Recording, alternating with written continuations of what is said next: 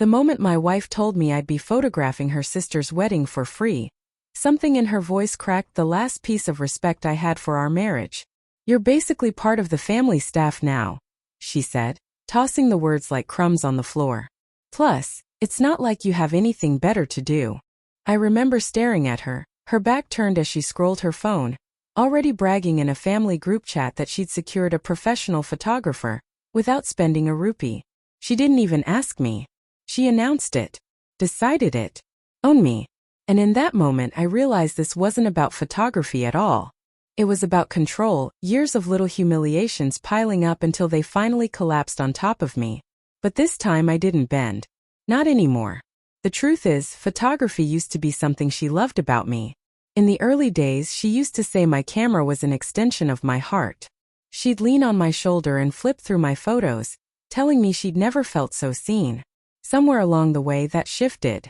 What used to be your passion became your hobby, then your side thing, and finally your family duty. My time stopped belonging to me. My work stopped being work. My art became her convenience. Still I tried. I always tried. That was my fault. And maybe that's why I didn't notice the other changes. The hidden texts, the late nights, the sudden need to help her sister with planning. The lunches with the wedding coordinator she wouldn't let me join. I felt stupid thinking about it. Photography had always been how I saw the truth in other people. Somehow, I'd forgotten to turn the lens back on my own life. The blow-up happened 2 days before the wedding. Her sister Saba called me directly. "Can you send the shot list and schedule? Also, Mom says we want the full pre-wedding shoot tomorrow. 3 hours. Indoors and outdoors." I didn't even know they had decided that. I didn't even know I'd been volunteered for 2 days of work. I asked calmly, "Did you talk to your sister?" She didn't tell me anything. Saba sighed dramatically. "Look," she said, "you'd be happy to help. And you should be. This wedding is huge. Think of it like exposure." Exposure. The word that photographers hear right before someone tries to rob them with a smile. Something in me snapped. I didn't shout. I didn't argue. I just said, "I'll talk to her," and hung up. When my wife came home, she breezed past me like everything was normal. She tossed her handbag onto the couch and said, "Wear something neutral for the events. Black shirt, no logo. And be early. We need behind-the-scenes shots too." No please. No discussion. I wasn't her husband. I was her unpaid employee.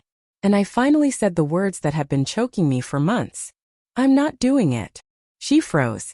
Slowly turned. "What did you say?" I said, "I'm not photographing the wedding." The silence stretched. She blinked, smiled tightly, and stepped closer.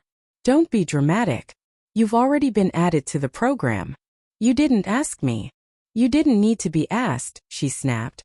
"My family supported you. The least you can do is show some loyalty." Loyalty. Funny word coming from her.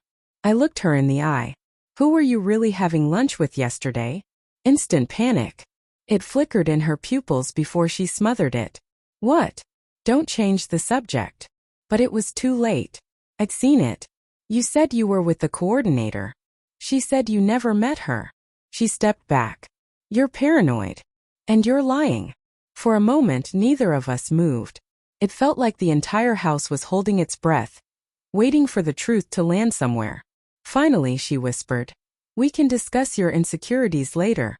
Right now we need to focus on the wedding." There it was. My feelings weren't important. The marriage wasn't important. Her sister's wedding, her family's image, mattered more than the betrayal simmering right there between us. And that was the moment I chose myself. The next day I did show up, but not for photography. I walked into the venue during setup, carrying nothing but my phone. My wife spotted me first, rushing over. "Where's your camera? We're starting in 30 minutes. I kept my voice calm. "I'm not shooting the wedding." Her face reddened instantly. "You can't embarrass me like this." "You embarrassed yourself," I whispered. "And you did it long before this wedding." She grabbed my wrist. "Don't do this. Then tell them the truth." Her eyes darted around the room, terrified someone would overhear. "Just pick up your camera." "No." She exhaled sharply, her voice low and venomous. "You'll regret this." I stepped back from her for the first time in years. "No. You will." And then very quietly I pulled out my phone. I had screenshots, messages I wasn't supposed to see, photos I didn't want to see, dates and times that didn't match her stories, conversations with a man she insisted was just helping with the decor. Everything. I didn't blast them online. I wasn't cruel. I didn't make a scene. I just sent them privately, to her father, her mother, and her sister. And then I walked out. The fallout was immediate. I didn't see it with my own eyes, but I heard enough later. Her mother crying, her father shouting, Saba panicking because the photographer she booked last minute demanded full payment up front. My wife tried to chase me outside, but I was already gone. I didn't go home. I booked a room, sat on the edge of the bed, and finally let myself feel everything. Anger, heartbreak, humiliation, relief. Mostly relief. I posted a short message on my photography page. Not naming anyone, not shaming anyone, just the truth. If someone values you only when you're working for free, they don't value you at all. Choose respect, even if it costs you someone you thought you loved. I didn't expect it to go viral, but it did. Thousands of people sharing their own stories. Thousands reminding me I wasn't crazy or weak or dramatic. That choosing dignity wasn't selfish, it was survival. My wife came to see me 2 days later. Her eyeliner was smudged. Her voice was small. Why did you do that? I looked at her, really looked at her, and realized she expected me to apologize for exposing her lies. I didn't do anything to you, I said. You did it to yourself. She swallowed hard. Can we fix this? No, I said gently. We broke long before the wedding. She cried. I didn't. For the first time in our marriage, I wasn't the one begging to be seen. I filed for separation the next morning, and as I placed the papers on the lawyer's desk, I felt something I hadn't felt in years. Light, free, like I finally stepped out from behind the camera and into my own life again.